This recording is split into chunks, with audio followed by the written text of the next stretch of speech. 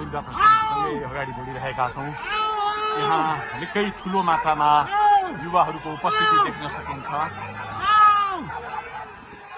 निकै ठुलो मात्रामा युवाहरूको उपस्थिति, प्रहरीको बार तोडेर दुर्गा प्रसाई आफै अगाडि बढ्दै हुनुहुन्छ।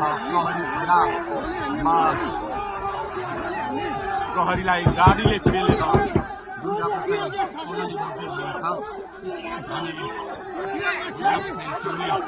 अगाडि बढ्दैछौँ, जहाँ कसैले रोक्न सक्ने अवस्था छैन। जसरी प्रहरीलाई दुर्गा प्रसाई पेलेर अगाडि बढिरहेको भएको छ।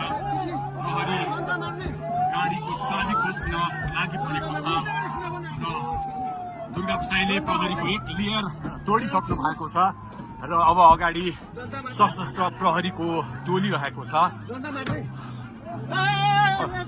उहाँ अगाडि बढिराख्नु भएको छ। यो गाडीमाथि प्रहरीले अन्धाधुन्दा लाठीचार्ज गरिरहेको छ।